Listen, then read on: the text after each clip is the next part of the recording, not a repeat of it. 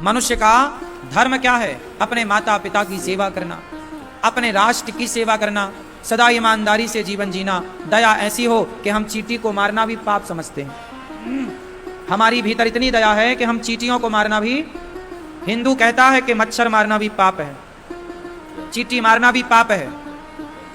जैन परंपरा कहती है कि शहद खाना भी पाप है, क्योंकि शहद मधुमक्खी अपने लिए रखती है और आप उसका हिस्सा खा लेते हैं। इसलिए जैन परंपरा के कुछ लोग शहद तक नहीं खाते, क्योंकि कहते ना कि ये पाप है।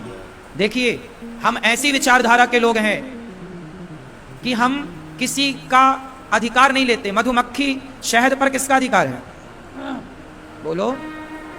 उचित तो यही है कि शहद पर मधुमक्खी का अधिकार है, लेकिन हम लोग जाते हैं मधुमक्खी उड़ाते हैं, खुद खा जाते हैं। इसलिए जैन परंपरा में शहद को खाना भी पाप बताया है।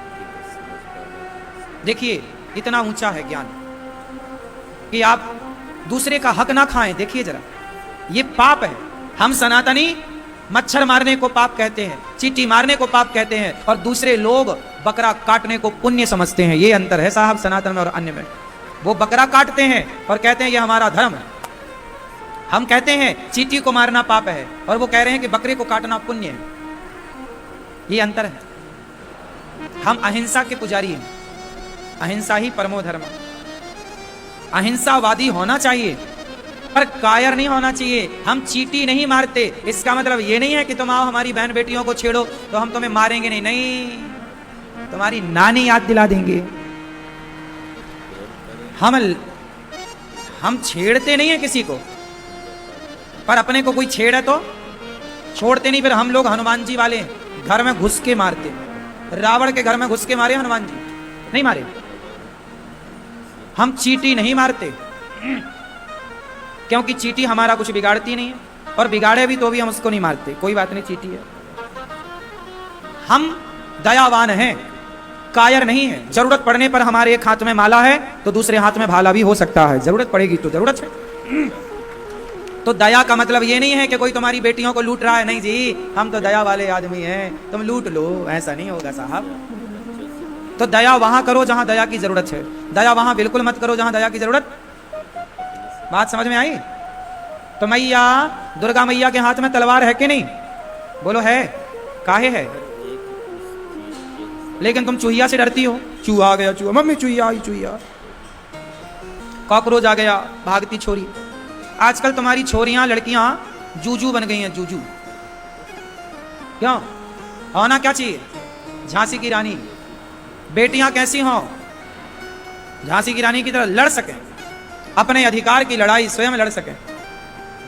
ऐसा नहीं कि कोई रास्ते चलता लड़का तुम्हें छेड़ के चला जाए, तुम रोती रहो, मम्मी मम्मी उसने छेड़ दिया। अरे छेड़ दिया तो छोड़ा क्यों? मारती वहीं कचरती तरीके से। क्यों मेरी माँ? दो चार चप्पल तो जमाती। लड़कियों को मजबूत बनाना चाहिए कि कमजोर बनाना चाहिए? हैं? जोर से अपनी बेटियों को कराटे सिखाओ, अपनी बेटियों को तलवार चलाना भी सिखाओ। जरूरत कब पड़ जाए आत्मरक्षा की, इसलिए तलवार भी चलानी चाहिए। मुसलमान लोग हर त्योहार में बकरा काट के अपनी तलवार को धार दे देते हैं। तुम्हारी तलवारें गायब हैं, किसी के घर में अब तलवार नहीं है। उनको तो काटने की प्रैक्टिस है ना, तुम्हें कुछ प्रैक्टिस नहीं है।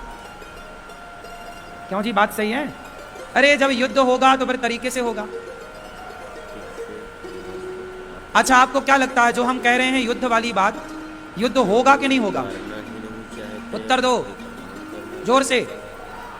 हाँ मैया, बांग्लादेश में हुआ कि नहीं? बोलो।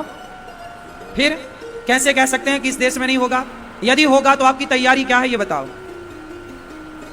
इसलिए कहता हूं अभी से अपनी बेटियों को झांसी की रानी बनाओ, बेटों को शिवाजी बनाओ। यदि होगा तो तुमसे तो लाठी चलाना भी नहीं आता। भागोगे कहां जाओगे भाग के? ए मेरी माँ, दो चार तो मारना, नहीं मारोगी। दुर्गा बनना है।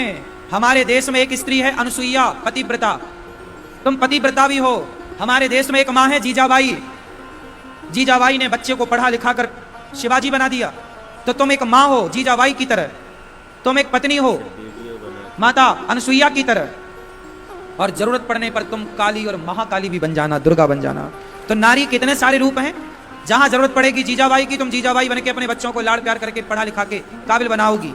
जहां जरूरत पड़ेगी तुम पतिव्रता बन करके, सती सुलोचना और अनसुईया बन करके और उर्मिला बन करके तुम पातिव्रत धर्म निभाओगी। सावित्री बन करके पातिव्रत धर्म निभाओगी। और जरूरत पड़ने पर दुर्गा बनना ही पड़ता है मेरी मां।